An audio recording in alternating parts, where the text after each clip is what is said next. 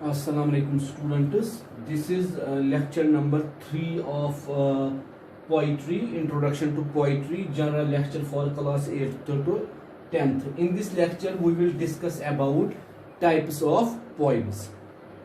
तो बेटा ये हमारा थर्ड जनरल लेक्चर है पोइट्री का 8th 9th और 10th के लिए। ये हमारा लेक्चर नंबर 4 है और इसमें बेटा हम डिस्कस करेंगे टाइप्स ऑफ पोइम्स। पहला टाइप है बेटा एपिक। एपिक हम किसे बोलते हैं? A long story poem often mythical and deals with heroic deeds. हम कहते हैं एपिक वो पोइम होती है जिसमें लॉन्ग स्टोरी होती है, जिसमें हम डील करते हैं मिथ्स के साथ और हीरोइक डीड्स के साथ। जैसे हमने कहा था बेटा, जो हमारी स्टोरी है या जो हमारी पोइम रुस्तुम एंड सोहराब है, ए short story poem with message ballad. कोई भी पोइम जिसकी स्टोरी शॉर्ट होगी और जिसमें एक मैसेज होगी उसको हम कहते हैं बैलड। जैसे आपको है पोरस एंड हिज एलिफेंट, ठीक है बेटा, उसमें हमें शॉर्ट स्टोरी है मगर मैसेज क्या है? एक एलिफेंट कितना वफादार था अपने मालिक के टूवर्ड्स। तीसरा, ए पोइम ऑफ 14 लाइन्स, उसको हम क्या बोलते हैं? सोनेट। 14 लाइन्स पोइम को हम क्या बोलते हैं बेटा? सोनेट।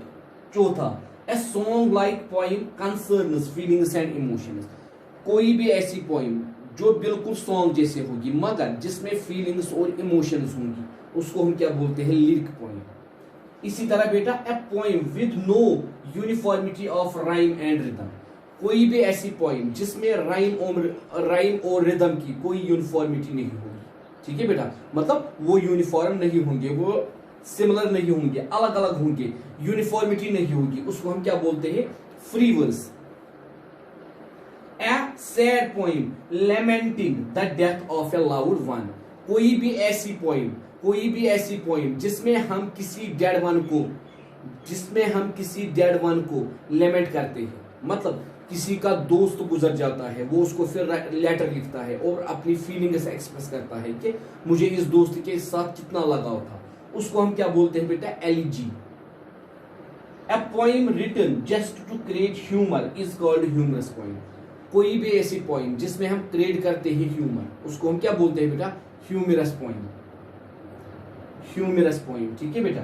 इसी तरह, a poem that does not have rhyme. कोई भी ऐसी पोइम जिसमें राइम प्रेजेंट नहीं हो उसको हम क्या बोलते हैं? ब्लैंक वर्स, ठीक है बेटा। कोई भी ऐसी पोइम जिसमें राइम प्रेजेंट नहीं होती है उसको हम बोलते हैं ब्लैंक वर्स।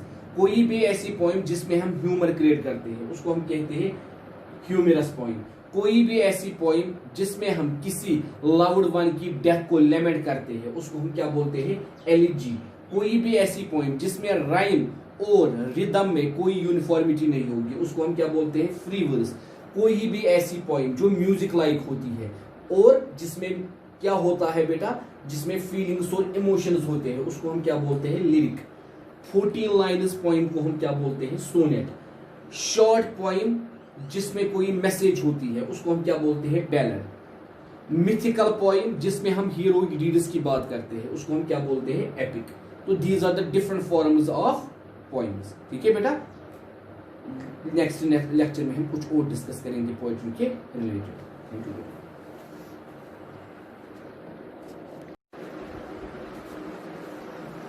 अस्सलाम वालेकुम students, this is lecture number 4 of poetry, introduction to poetry, general lecture for 8th 9th and 10th class. In this lecture we will discuss about poetic language and how it is different from ordinary language. तो बेटा ये हमारा lecture number 4 है regarding introduction to poetry. अभी तक हमने discuss किया poetry क्या होता है, पोइट्री की हिस्ट्री क्या है। उसके बाद बेटा हमने डिस्कस किया पोइट्री के कंपोनेंट, स्टेंजा किसे हम बोलते हैं, राइम किसे बोलते हैं, रिदम किसे बोलते हैं, ठीक है बेटा। उसके बाद हमने डिस्कस किया different forms of poetry. Epic poetry क्या होती है, बैलड क्या होता है, सोनेट क्या होता है, लिरिक क्या होता है, एलिजी क्या होती है, ठीक है बेटा। तो आज के लेक्चर में हम डिस्कस करेंगे पोइट्रिक लैंग्वेज। पोइट्री में किस किस्म की लैंग्वेज इस्तेमाल होती है? जो हम ऑर्डिनरी प्रोसेस में देखते हैं ऑर्डिनरी प्रोज में हम ऑर्डिनरी लैंग्वेज देखते हैं, क्योंकि ऑर्डिनरी लैंग्वेज का मकसद होता है कम्युनिकेट करना, मैसेज ऑडियंस तक मैसेज पहुंचाना, ऑडियंस तक मैसेज कम्युनिकेट करना। मगर पोइट्री की लैंग्वेज अलग होती है, उसको हम बोलते हैं बेटा पोइटिक लैंग्वेज। ये वो लैंग्वेज होती है जहां एक पोइट ऑर्डिनरी लैंग्वेज को मोर आर्टिस्टिक बनाता है, ऑर्डिनरी लैंग्वेज को मोर डेकोरेटिव बनाता है, ऑर्डिनरी लैंग्वेज को मोर इफेक्टिव बनाता है। क्योंकि जो पोइट्रिक लैंग्वेज का मकसद होता है, जो पोइट्री का मकसद होता है, डीप फीलिंग्स को एक्सप्रेस करना, डीप इमोशंस को एक्सप्रेस करना, हिडन मीनिंग को बाहर निकालना। ठीक है बेटा, पोइट्री का यही मकसद होता है। हमने क्यों कहा था it is the genre of literature which affects the readers more, which expresses the feelings of readers more, which expresses the feelings of poets more। ये वो पोइट्री वो जनरा होता है लिटरेचर का जहां हम अच्छी तरीके से अपनी बात को एक्सप्रेस कर पाते हैं। ठीक है बेटा, it refers to a more artistic form of ordinary language. ये ऑर्डिनरी लैंग्वेज की आर्टिस्टिक फॉर्म होती है। ऑर्डिनरी लैंग्वेज को हमने ज्यादा डेकोरेट किया होता है, ऑर्डिनरी लैंग्वेज को हमने इफेक्टिव बनाया होता है by the use of figurative language, bye the use of similes, bye the use of metaphors, by the use of personification, by the use of imagery, by the use of alliteration, by the use of hyperbole, by the use of paradox। The goal of using poetic language is to convey a deeper meaning। क्योंकि poetic language का मकसद क्या होता है, क्या मकसद होता है कन्वे करने का? खाली मैसेज या कम्युनिकेशन नहीं, बल्कि डीपर मीनिंग, फीलिंग्स और इमेज, फीलिंग्स एक्सप्रेस करना, इमेज दिखाना टू वंस ऑडियंस, ऑडियंस के सामने। It is purposefully include imagery and figurative language. इसमें क्या क्या क्या आता है बेटा? एक तो बेटा इमेजरी आती है और दूसरा फिगरेटिव लैंग्वेज, ऐसी लैंग्वेज जिसमें हम दो चीजों का कंपैरिजन करते हैं, डायरेक्ट भी करते हैं, इनडायरेक्ट भी करते हैं, जिसमें हम इनएनिमेट ऑब्जेक्ट्स को एनिमेट बनाते हैं, जिसमें हम रिपीटेड इस्तेमाल करते हैं साउंड्स, जिसमें हम वर्ड्स के साथ खेलते हैं टू क्रिएट दिस इफेक्ट, ताकि एक अच्छा इफेक्ट क्रिएट हो जाए। It is used to create a deeper impact in the audience, और ऑडियंस पे डीप इफेक्ट पड़े, एंड और meant to leave an impression, और उनपे एक इम्प्रेशन बने। It is created through the use of imagery and sound. इसको बनाया जाता है, क्रिएट किया जाता है by the use of imagery and sound. Imagery can be created by the use of figurative language such as. Imagery को हम कैसे क्रिएट करते हैं? फिगरेटिव लैंग्वेज से। हम दो ऑब्जेक्ट्स को कंपेयर करते हैं, दो ऑब्जेक्ट्स की इमेजेस को हम कंपेयर करते हैं। हम कहते हैं she is as beautiful as Hema Malini, she is as handsome as Salman Khan. This is called simile. Metaphor, indirect comparison. आपने बेटा देखा होगा 8th क्लास की पोइम, क्या कहते हैं बेटा उसको, बैंगल सेलर। आपने उस पर देखा होगा बैंगल्स को कैसे कंपेयर किया जाता है, किसके साथ? ब्राइड के अलग अलग चीजों के साथ, किसके साथ? सनलिट कॉर्डन के साथ, किसके साथ? माउंटेन्स के साथ, अलग अलग चीजों के साथ। सरोजनी नायडू कैसे उन वर्ड्स का इस्तेमाल करती है, अलग अलग चीजों के साथ वो बैंगल्स को कंपेयर करती है। ये कंपैरिजन डायरेक्ट भी होता है, इनडायरेक्ट भी होता है। जब हम वो पॉइंट पढ़ेंगे मैं आपको बोलूंगा उस टाइम सिमिली क्या है, मेटाफर क्या है। इसी तरह बेटा पर्सोनिफिकेशन, कैसे हम एनिमेट और इनएनिमेट ऑब्जेक्ट्स को एनिमेट बताते हैं। पन, कैसे हम वर्ड्स के साथ खेलते हैं। इलिट्रेशन, कैसे हम रिपीटेड साउंड इस्तेमाल करते हैं। हाइपरबोल, ठीक है बेटा, या इमेजरी। 9th क्लास में देखा होगा बेटा आपकी पॉइंट है ब्यूटी, जिसमें एक बिलाउड की ब्यूटी को अपना लवर क्या काम करता है, कंपेयर करता है नेचुरल ब्यूटी के साथ। उसके बावजूद भी वो बोलता है मेरी जो बिलाउड है वो नेचुरल ब्यूटी से भी ब्यूटीफुल। कंपैरिजन करता है, उसके होंठों का कंपैरिजन, उसके बालों का कंपैरिजन अलग अलग चीजों के साथ। किस चीज से बेटा? Figurative language. That is why poetic language is different from ordinary language. ठीक है बेटा, तो आप अगले लेक्चर में हम ये सारे डिस्कस करने वाले हैं। सिमिली क्या होता है, मेटाफर क्या होता है, पर्सोनिफिकेशन क्या होती है, पन क्या होता है, इलिट्रेशन क्या होता है, हाइपरबोल क्या होता है, इमेजरी क्या होती है, पैराडॉक्स क्या होता है, सिंबल क्या होता है। ठीक है बेटा, थैंक यू। अस्सलाम वालेकुम students, this is lecture number 5 of English, general lecture for 8th 9th and 10th class, introduction to poetry. In this lecture we will further discuss about poetic language. तो बेटा ये हमारा लेक्चर नंबर 5 है, general lecture for 8th 9th and 10th class में, जिसमें हम अभी discuss कर रहे थे इंट्रोडक्शन टू पोइट्री, जिसमें हमने डिस्कस किया पहले पोइट्री क्या होता है, पोइट्री का ओरिजिन क्या है, उसके बाद पोइट्री में कौन कौन सी चीजें होती है, उसके बाद पोइट्री कितने किस्म की होती है, उसके बाद बेटा पोइट्री में कौन सी लैंग्वेज इस्तेमाल होती है, पोइटिक लैंग्वेज, और कैसे पोइटिक लैंग्वेज डिफरेंट होती है ऑर्डिनरी लैंग्वेज से। पोइटिक लैंग्वेज में हम कौन कौन से डिवाइसेस इस्तेमाल करते हैं, कौन से फिगरेटिव डिवाइसेस इस्तेमाल करते हैं, कौन से इमेजरी डिवाइसेस इस्तेमाल करते हैं। तो कल हमने कुछ डिवाइसेस बोले थे। तो पहला डिवाइस क्या था बेटा, सिमिली। हम कहते हैं बेटा the word simile derives from the Latin word similis, similar, like.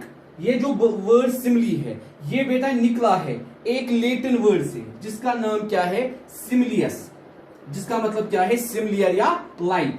It is a figure of speech involving the comparison of one thing with another thing. ये बेटा वो डिवाइस होता है, वो फिगर ऑफ स्पीच होता है जहां हम दो चीजों को कंपेयर करते हैं, जहां हम एक चीज को कंपेयर करते हैं दूसरी चीज के साथ, मगर ये कंपैरिजन बेटा इनडायरेक्ट कंपैरिजन होता है। हम डायरेक्टली इनको कंपेयर नहीं करते हैं, बल्कि हम कुछ कंजक्शन इस्तेमाल करते हैं। इसके लिए कंपैरिजन के लिए बेटा हम कंजक्शन इस्तेमाल करते हैं, कंपैरिजन के लिए बेटा हम कुछ वर्ड्स इस्तेमाल करते हैं, लाइक, एज, ठीक है बेटा, देन या सो। वही हमने लिखा है, using words such as like, as और then. Example, she is innocent as an angel.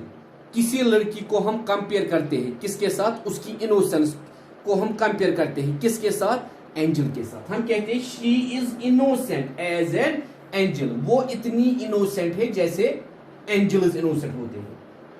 A simile is an indirect comparison, ये बेटा इनडायरेक्ट कंपैरिजन है, मतलब हम डायरेक्टली कंपेयर नहीं कर पाते। जब तक हम लाइक, एज, देन या सो नहीं लगाएंगे हम कंपेयर नहीं कर पाएंगे। इसीलिए बेटा हम इसको कहते हैं इनडायरेक्ट कंपैरिजन, मतलब जहां हम डायरेक्टली कंपेयर नहीं कर पाते हैं। ठीक है बेटा, अब अगर हम आपकी बुक की एग्जांपल लेंगे, क्लास 8th आपकी 3rd पोएम है बेटा बेंगल सेलर। बेंगल सेलर में जब आप बेंगल सेलर पढ़ोगे आप देखोगे वहां कितनी सिमिलीज इस्तेमाल हुई है। मैं आपको 2 लाइन्स एग्जांपल दूंगा, silver and blue as mountain mist. ये जो बेंगल्स होते हैं सिल्वर या ब्लू, ये किसके जैसे होते हैं, एज माउंटेन मिस्ट। इसी तरह सम और like fields of sunlight cotton, कुछ बेंगल्स किन जैसे होते हैं, फील्ड्स ऑफ सनलाइट कॉर्न। ठीक है बेटा, अब क्लास 9th आपकी पहली पोइम नो मैन और फॉरेन। ठीक है बेटा, एक ही मैसेज आपको उसमें मिलती है यूनिवर्सल ब्रदरहुड की, जिसमें बार बार हमें पॉइंट क्या बोलता है, रिमेंबर नो कंट्री और नो मैन और स्ट्रेंज, नो कंट्री और फॉरेन। ठीक है बेटा, बार बार एक मैसेज हमें मिलती है, रिमेंबर नो मैन और स्ट्रेंज, नो कंट्री और फॉरेन। उसमें जब आप लाइन्स देखोगे ये दो लाइन्स आपको मिलेगी या और लाइन्स मिलेगी जहां सिमिली इस्तेमाल हुई है, like ours the land our brothers walk upon. जिस जमीन पे हम चलते हैं, जिस तरह से वो जमीन हमारी है उसी तरह वो जमीन हमारे भाइयों की भी है जो उस पे चलते हैं। कोई ये नहीं कहेगा सड़क मेरी है। आप बेटा किसी सड़क से चल रहे हो, आप बोलोगे ये सड़क मेरी है, नहीं, ये सड़क सारे उन लोगों की है जो उस सड़क से चल रहे हैं। Is earth like his in which we all shall like. उसी तरह ये जमीन भी उनकी है जिस जमीन से हम आए हैं, जिस जमीन में हमको उतरना है, जितनी ये जमीन हमारी है। ठीक है बेटा, या आप देखिए ब्यूटी में वहां कितनी ज्यादा सिमिलीज इस्तेमाल हुई है। ठीक है बेटा, तो कल हम दूसरा पोइटिक लैंग्वेज को जो ब्यूटीफुल बनाता है, जो आर्टिस्टिक इसको बनाता है, जो डेकोरेटिव उसको बनाता है, उसको हम कहते हैं मेटाफर, जिसको हम कहते हैं डायरेक्ट कंपैरिजन। कल हम बेटा वो उठाएंगे। ठीक है बेटा, थैंक यू।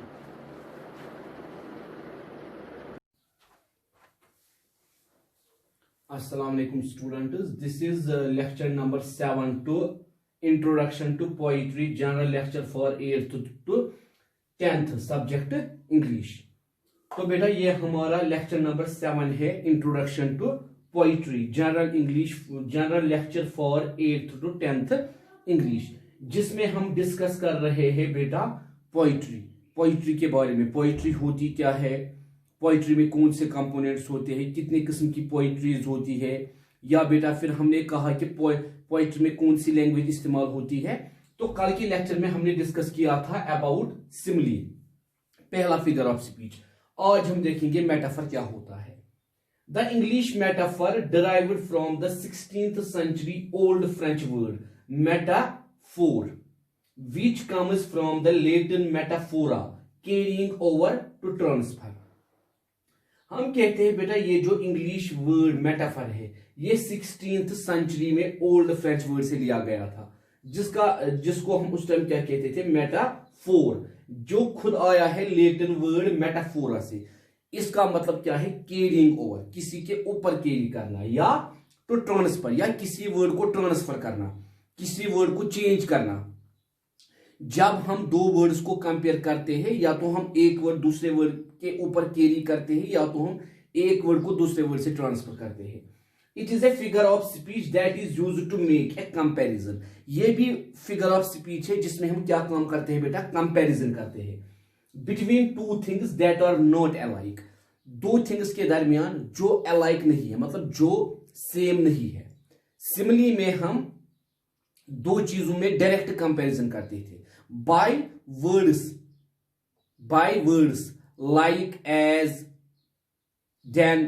ठीक है बेटा, तो इसीलिए बहुत सारे ऑथर्स हमें क्या बोलते हैं, metaphor is indirect comparison and simile is direct comparison.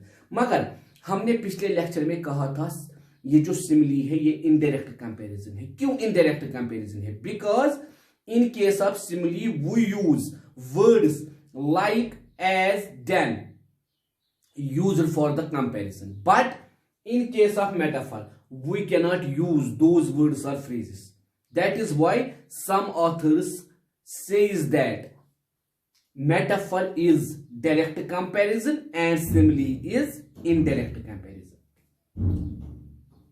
between two things that are not alike। दो चीजों के दरमियान हम कंपैरिजन करते हैं जो alike नहीं होते हैं but do have something in common, मगर जिनके दरमियान कुछ मिलता है। ये आपको एग्जांपल में समझ आएगा। The snow is a white blanket. Snow क्या है बेटा, वाइट ब्लैंकेट। अब स्नो के दरमियान और वाइट ब्लैंकेट के दरमियान क्या कॉमन है? स्नो का कलर क्या होता है बेटा, वाइट होता है। क्या ग्रीन होता है? नहीं, वाइट होता है। The snow is a white blanket. ठीक है बेटा, उसके बाद हम आप लोगों की बुक की एग्जांपल लेंगे। Class 8th Bengal seller class 8th की पोइम है। पहले ही स्टेंजा में आप दो लाइन्स देखोगे, rainbow tinted circles of light. यहां पॉइंट बैंगल्स को किन के साथ कंपेयर करता है? Rainbow tinted circles of light, lustrous tokens of radiant lines. ठीक है बेटा, यहां पॉइंट कंपेयर करता है बैंगल्स को, rainbow tinted circles of light. Bangles किन के जैसे होते हैं? Rainbow tinted circles of light. और ये जो बैंगल्स होते हैं ये क्या होते हैं? Lustrous tokens of radiant lives. ये चमकते चीज होते हैं लाइव्स के लिए, अच्छे इंसानों के लिए। इसी तरह बेटा 9th क्लास में जो पोइम है ब्लोसम, उसमें आप पहली लाइन देखिए, fair pledges of a fruitful tree. Blossoms को किसके साथ कंपेयर किया जाता है? Fair pledges of a fruitful tree. ये सुकून देते हैं, प्लेज देते हैं हमें, कौन बेटा? ब्लोसम्स। ठीक है, तो ये है बेटा मेटाफर, दूसरा फिगर ऑफ स्पीच, जो एक पॉइंट इस्तेमाल करता है लैंग्वेज को डेकोरेटिव बनाने के लिए, जो एक पॉइंट इस्तेमाल करता है डीप इंप्रेशन डालने के लिए, जो एक पॉइंट इस्तेमाल करता है एक्सप्रेशन के लिए। ठीक है बेटा, तो कल हम और एक फिगर ऑफ स्पीच डिस्कस करेंगे। थैंक यू बेटा। Assalamu alaikum students, this is lecture number 8 of English general lecture for 8th to 10th introduction to poetry. In this lecture we will discuss about another important figure of speech, that is personification. तो बेटा ये हमारा lecture number 8 है, general lecture for 8th to 10th introduction to poetry. आज हमें discuss करना है कौन सा figure of speech? Personification. It is a figure of speech in which a thing, an idea or an animal is given human attributes. ये वो figure of speech है जिसमें हम किसी भी चीज को, किसी भी एरिया को, किसी भी एनिमल को क्या दे देते हैं? Human attributes. हम दिखाते हैं जैसे वो ह्यूमन है। The non-human objects are portrayed in such a way that we feel that they have the ability to act like human beings. जो नॉन ह्यूमन ऑब्जेक्ट्स है उनको हम ऐसे पोर्ट्रेट करते हैं, हम उनको ऐसे दिखाते हैं कि जैसे उनमें एबिलिटी है कि वो ह्यूमन जैसे बिहेव कर सके। Example, when we say the sky weep, जब हम कहते हैं the sky weeps, we are giving the sky the ability to cry. इसका मतलब क्या है? हम स्काई को हम ये दिखाते हैं स्काई में भी एबिलिटी है क्राई की, मतलब स्काई में भी एबिलिटी है रोने की। Which is a human quality. रोना किन की क्वालिटी है? ह्यूमंस की। बेटा आप अपने बुक के एग्जांपल देखिए, 9th इंग्लिश की बुक पहली दूसरी पॉइंट टू ब्लोसम्स, वहां पॉइंट हमें क्या बोलता है? Fear pledges of a fruitful tree. वो ब्लोसम्स को क्या कहता है? Fear pledges of a fruitful tree. Pledges का मतलब है प्रॉमिस। वो कहता है उसी ट्री पे फ्लावर, उसी ट्री पे फ्रूट्स होंगे जिस ट्री पे पहले फ्लावर निकलेगा, क्योंकि फ्लावर से ही डेवलप क्या होता है बेटा? फ्रूट होता है डेवलप। वो यहाँ ब्लोसम्स को कंपेयर करता है ह्यूमन लाइफ से और दिखाता है ब्लोसम और ह्यूमन लाइफ की क्वालिटीज सेम है। जैसे एक लाइन है बेटा, like you a while they glide into the grave. ठीक है बेटा, आपकी तरह, जिस तरह फ्लावर मुरझा जाते हैं, जिस तरह फ्लावर अलग अलग स्टेज में आते हैं और उसके बाद मुरझा के खत्म हो जाते हैं, उसी तरह ह्यूमन बीइंग की लाइफ में भी अलग अलग स्टेजेस आते हैं और फाइनली वो भी कहां पहुंचता है? ग्रेव तक। मतलब यहां वो ह्यूमन लाइफ को कंपेयर करता है किसके साथ? Non living thing. वो नॉन लिविंग थिंग कौन है बेटा? Flower, blossom. ठीक है बेटा, इन दोनों को ये कंपेयर करता है। आपने जब ये पोएम पढ़ी होगी आपको मालूम है ये पोएम हमें क्या मैसेज देती है? Nothing is immortal in this world. इस दुनिया में कोई भी चीज इमॉर्टल नहीं है। ठीक है बेटा, तो यहां इन दो लाइन्स में हम पर्सोनिफिकेशन की एग्जांपल देखते हैं। ठीक है बेटा, तो कल हम और एक फिगर ऑफ स्पीच डिस्कस करेंगे। थैंक यू बेटा। अस्सलाम वालेकुम students, this is lecture number 9 of English general lecture for 8th to 10th introduction to poetry. In this lecture we will discuss about another important figure of speech, that is symbolism. Symbolism is a figure of speech that is used when an author wants to create a certain mood or emotions in a work of literature. तो बेटा ये हमारा lecture number 9 है। Poetry में introduction to poetry हम discuss कर रहे हैं, general lecture for 8th to 10th। आज के लेक्चर में हम डिस्कस करेंगे सिंबोलिज्म के बारे में।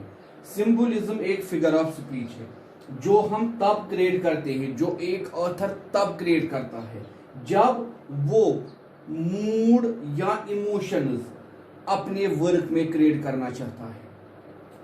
It is use of an object, जब वो किसी भी ऑब्जेक्ट का इस्तेमाल करता है, पर्सन का इस्तेमाल करता है, सिचुएशन का इस्तेमाल करता है या किसी भी वर्ड का इस्तेमाल करता है to represent something else like an area in literature. कोई कुछ ऐसा रिप्रेजेंट करने के लिए, कोई ऐसा एरिया रिप्रेजेंट करने के लिए। ठीक है बेटा, तो सिंबलिज्म हम कहते हैं ये वो फिगर ऑफ स्पीच है जहां एक ऑथर क्रिएट करना चाहता है सर्टेन मूड और इमोशन, या हम कहते हैं बेटा इसके लिए वो क्या काम करता है, वो किसी ऑब्जेक्ट को इस्तेमाल करता है, पर्सन को इस्तेमाल करता है, सिचुएशन को इस्तेमाल करता है, वर्ड को इस्तेमाल करता है, और वो इनसे क्या रिप्रेजेंट करता है, something else like an area. कोई एरिया वो इनसे एक्सप्रेस कराना चाहता है, कोई मैसेज वो इनसे एक्सप्रेस कराना चाहता है, कोई मीनिंग वो इनसे एक्सप्रेस कराना चाहता है। मिसाल के तौर पर बेटा 9th क्लास वालों की एक पोइम है, तीसरी पोइम है, वो है बेटा द कलर्स ऑफ रेनबो। ठीक है बेटा, वो क्या है बेटा, बैंगल सेलर। वो क्या है बेटा, बैंगल सेलर है। 9th क्लास की पोइम है द रोड नॉट टेकन। ठीक है बेटा, 9th क्लास की एक पोइम है the road not taken. The road not taken by Robert Frost is a poem narrated by a lone traveller confronted with two roads. आपकी बेटा पोइम एक है, वो है द रोड नॉट टेकन। ठीक है बेटा, जिसको लिखा है रॉबर्ट फ्रॉस्ट ने। ठीक है, और ये जो रॉबर्ट फ्रॉस्ट था ये दो रोड्स को इस्तेमाल करता है। लाइन है बेटा two roads divergent in a yellow would. ये दो रोड्स जो होते हैं ये इनको सिंबलाइज करता है। किसके साथ बेटा सिंबलाइज करता है, symbolising the journey of life and the decision we make on that journey. ये इनको कंपेयर करता है ह्यूमन बीइंग की जर्नी से, लाइफ की जर्नी से, और हम कैसे चॉइस बनाते हैं कि कौन सा रोड हमें ऑप्ट करना है। ठीक है बेटा, मिसाल के तौर पर बेटा आपको किसी जगह पे जाना है, अगर आप शॉर्टकट वाला रोड ऑप्ट करते हो आप जल्दी पहुंच जाते हो। अगर आप लॉन्ग डिस्टेंस रोड प्रेफर करते हो आपको टाइम लगता है। मगर अब फर्क क्या होती है, ये जो शॉर्ट डिस्टेंस रोड होता है it is very dangerous and risky. ठीक है बेटा, तो चूज आपको करना है कि हमें ये लाइफ की जर्नी किस रोड से करनी है। यहां राइटर सिंबलाइज करता है दो रोड्स के दरमियान, दो रोड्स से वो सिंबलाइज करता है जो दो डाइवर्जेंट रोड्स होते हैं, इन दो रोडों को वो सिंबलाइज करता है एज जर्नी ऑफ लाइफ। ठीक है बेटा, इसी तरह 8th क्लास की एक पोएम है बेंगल सेलर। वहां हम देखते हैं राइटर अलग अलग बेंगल्स का कलर बोलता है। ठीक है बेटा, the colours of bangles symbolises the stage and state of movement. ये जो बेंगल्स के अलग अलग कलर्स है ये सिंबलाइज करते हैं। बेंगल सेलर में क्या करते हैं बेटा, symbolise state and stage of women, कि एक औरत की जिंदगी में अलग अलग स्टेज आते हैं। कभी उसको ब्राउन कलर के बैंगल्स पसंद होते हैं, कभी ग्रीन, कभी ब्लू, कभी ऑरेंज, कभी रेड, कभी सिल्वर, कभी गोल्ड। ठीक है बेटा, तो हम कहते हैं यहाँ बैंगल सेलर में सिंबलाइज करते हैं, ये जो कलर्स ऑफ बैंगल्स है ये सिंबलाइज करते हैं। क्या सिंबलाइज करते हैं बेटा, stage and state of women. या बेटा खुद बैंगल्स क्या सिंबलाइज करते हैं, बैंगल्स और symbolise of happy daughters and happy wifes. ये जो बैंगल्स है ये कौन पहनता है, happy daughters and happy wifes. ठीक है बेटा, तो ये है सिंबोलिज्म और एक फिगर ऑफ स्पीच जो हमने आज डिस्कस किया। अगले लेक्चर में हम और एक फिगर ऑफ स्पीच डिस्कस करेंगे। Thank you.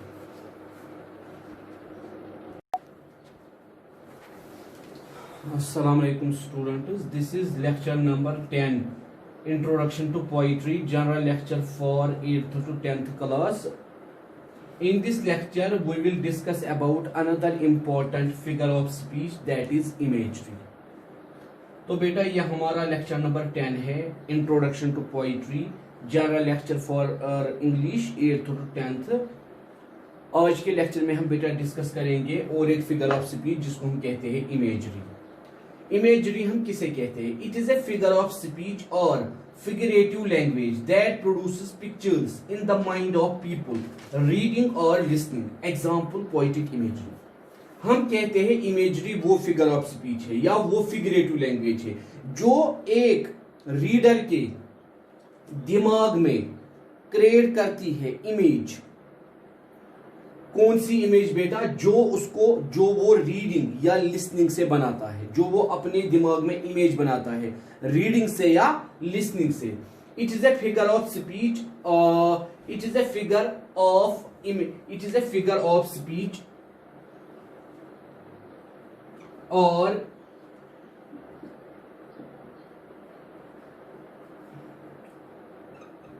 it is a figure of speech or figurative language that produces pictures in the mind of people reading or listening. Example, poetic images.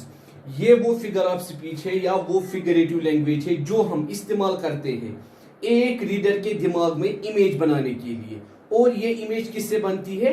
जब वो या तो रीड करता है या तो लिसन करता है।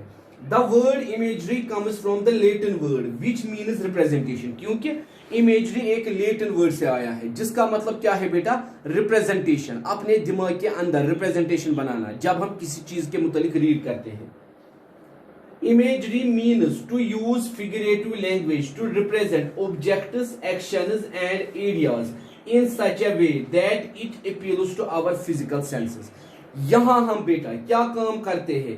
हम इमेजरी इसलिए इस्तेमाल करते हैं ताकि हम ऑब्जेक्ट्स को, एक्शंस को या आइडियाज को रिप्रेजेंट करें इस तरह से ताकि ये हमारे फिजिकल सेंसेस को अपील करें, मतलब हम अपने फिजिकल सेंसेस से इनको महसूस करें। Sense of smell, sense of touch, sense of site, ठीक है बेटा, या सेंस ऑफ ये क्या कहते हैं इसको बेटा? टेस्ट, ठीक है। तो इन चीजों से हम इनको महसूस करें। It is associated with mental pictures, क्योंकि ये हमारे दिमाग के अंदर जो भी हम रीड करते हैं उसकी मेंटल पिक्चर बनाता है। उसकी क्या बनाता है बेटा? Mental picture. मिसाल के तौर पर एग्जाम्पल में हमें समझ आएगा, it was dark and dim in the forest. Forest में क्या है बेटा? Dark and dim. यहां डार्क एंड डिम क्या है बेटा? ये हमारे दिमाग में ये तस्वीर बनाता है। ये जो जंगल था, जंगल में जंगल डार्क था और जंगल क्या था? डिम। यहां डार्क और डिम क्या बन गया बेटा? Visual image. डार्क और डिम यहां क्या बन गया बेटा? विजुअल इमेज, ठीक है बेटा। तो हम कहते हैं इमेजरी वो फिगर ऑफ स्पीच है जो हमारे दिमाग के अंदर क्रिएट करता है मेंटल पिक्चर्स। किन चीजों के रिलेटेड? जो हम लिसन करते हैं या जो हम बेटा क्या काम करते हैं? पढ़ते हैं, ठीक है। तो ये हमारे फिजिकल सेंसेस को अपील करता है। ये जो हमारे फिजिकल सेंसेस होते हैं बेटा, ये उनको अपील करता है कि कैसे हम रिप्रेजेंट करेंगे ऑब्जेक्ट्स को, एक्शंस को और आइडियाज को, ठीक है बेटा। तो कल हम आपके बुक से एग्जांपल लेंगे इमेजरी की, ठीक है बेटा। Thank you.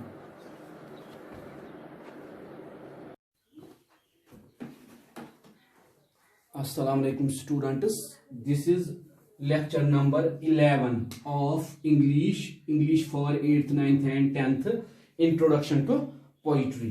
In this lecture we will discuss about another important figure of speech, that is imagery. In previous lecture we will discuss about the definition of imagery. In this lecture we will discuss about the examples from your textbooks of imagery. तो बेटा ये हमारा lecture number 11 है, general English lecture 8th to 10th, introduction to poetry. और बेटा हम अभी discuss कर रहे हैं फिगर्स ऑफ स्पीच। हमने कल डिस्कस की इमेजरी की डेफिनेशन। आज हम डिस्कस करेंगे ये जो इमेजरी है बेटा, बुक्स, आपकी बुक से हम एग्जांपल डिस्कस करेंगे। जैसे 8th क्लास की एक पोइम है बेटा, बेंगल सेलर। 8th क्लास की बेटा एक पोइम है जिसका नाम है बेंगल सेलर।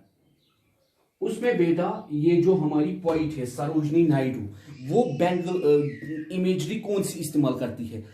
बैंगल्स का कलर, बैंगल्स के कलर को वो कंपेयर करती है। जैसे एक लाइन है, silver and blue coloured bangles और compare to mountain mist. Silver और ब्लू कलर के बैंगल्स को वो किसके साथ कंपेयर करती है? Mountain mist, because it symbolises purity, क्योंकि वो क्या सिंबलाइज करती है? प्योरिटी। लाइन क्या है बेटा? Silver and blue as mountain mist, ठीक है बेटा। सिल्वर और ब्लू बैंगल जो है ये क्या होते हैं? माउंटेन मिस्ट, मतलब ये प्योर होते हैं। इसी तरह बेटा 9th क्लास की एक पोइम है बेटा जिसका नाम है road not taken, the road not taken, road not taken, Robert Frost की। उसमें रॉबर्ट फ्रॉस्ट ने क्या इमेजरी इस्तेमाल की है? पहली लाइन है, two roads diverged in a yellow wood because it was grassy and wanted wear. यहां जो हमारे पोइट है वो क्या डिस्क्रिप्शन देते हैं? वो डिस्क्रिप्शन देते हैं येलो वुड। येलो वुड यहाँ क्या है बेटा, इमेजरी, इसका and grassy path, grassy path, ठीक है बेटा। इन दोनों का मतलब क्या है, give us the sense of beautiful natural setting. हमें इससे पता चलता है ये जो पोइम है इसमें नेचुरल सेटिंग है, इसमें ब्यूटी के बारे में, इसमें कौन सी नेचुरल सेटिंग है, फॉरेस्ट की नेचुरल सेटिंग है। We now that it is autumn, और जब हम डिस्क्रिप्शन देते हैं हमें सीधे पता चलता है ये ऑटमन का सीजन है, क्योंकि ऑटमन में ही ये होता है। And we have many sensations associated with this, और ऑटमन की सेंसेशन हमारे साथ एसोसिएट होती है, colours of leaves, colours of trees, ठीक है बेटा। तो यहां ये इमेजरी इस्तेमाल की है किसने बेटा, रॉबर्ट फ्रॉस्ट ने। तो बेटा कल हम और एक फिगर ऑफ स्पीच डिस्कस करेंगे। थैंक यू बेटा। Assalamu alaikum students, this is lecture number 12 of English, general lecture for 8th to 10th, introduction to poetry. In this lecture we will discuss about another important figure of speech, that is hyperbole. तो बेटा ये हमारा lecture number 12 है, introduction to poetry, general lecture 8th to 10th, figure of speech. और बेटा हमारा आज का जो टॉपिक है वो है हाइपरबोल। हम कहते हैं बेटा ये जो वर्ड हाइपरबोल है ये डराइव हुआ है एक ग्रीक वर्ड से जिसका मतलब है एसएस। ये वो फिगर ऑफ स्पीच है जिसको हम क्लासिफाई करते हैं एज फिगरेटिव लैंग्वेज। क्यों हम इसको बोलते हैं figurative language, the use of words in an unusual और इमेजिनेटिव मैनर, क्योंकि हम इसमें इस्तेमाल करते हैं वर्ड्स का जिनका कोई जो अनयूजुअल होते हैं, जो इमेजिनेटिव मैनर में हम इस्तेमाल करते हैं। It is the use of over exaggeration to create emphasis और ह्यूमर। हम इसमें क्या क्रिएट कराते हैं, एक्स्ट्रा एक्सग्रेशन, या बेटा जब हमें ह्यूमर क्रिएट करना होता है टेक्स्ट में, मतलब जब हम टेक्स्ट के साथ खेलते हैं, जब हमें टेक्स्ट में क्रिएट करना होता है एम्फेसिस, जब हमें टेक्स्ट में क्रिएट करना होता है ह्यूमर। मिसाल के तौर पर 9th क्लास की बेटा पोइम है रोड नॉट टेकन, उसमें एक लाइन है, because it was glossy and wanted, because it was grassy and wanted wear। ये एग्जांपल है हाइपरबोल की। because a person cannot wear a road, एक पर्सन वो रोड को नहीं पहन सकता। तो यहां हमने क्रिएट क्या किया है बेटा, ह्यूमर क्रिएट किया है। यहां हमने क्या क्रिएट किया है बेटा, एम्फेसिस क्रिएट की है। because it was grassy, ये जो रोड था ये क्या था, grassy and wanted wear, और ये भरा हुआ था किससे, घास से, कांटों से, ठीक है बेटा। तो यहां ये एग्जांपल किसकी है, हाइपरबोल की। इसी तरह बेटा हम कहते हैं I am so hangry I could eat a horse, मैं बहुत ज्यादा भूखा हूं, मैं हॉर्स भी खा सकता हूं इस टाइम, ठीक है बेटा, फन के लिए वो, वरना एक ह्यूमन बीइंग हॉर्स खाता है। इसी तरह बेटा क्या एक ह्यूमन बीइंग रोड को पहनता है, नहीं बेटा। It is the use of words only, it is the use of over exaggeration to create humour. I have a million things to do today, I है क्या एक इंसान मिलियन थिंग्स एक दिन में कर सकता है, नहीं। I have a million things to do today, this is also the example of hyperbole, ठीक है बेटा। तो कल और एक फिगर ऑफ स्पीच डिस्कस करेंगे। थैंक यू बेटा।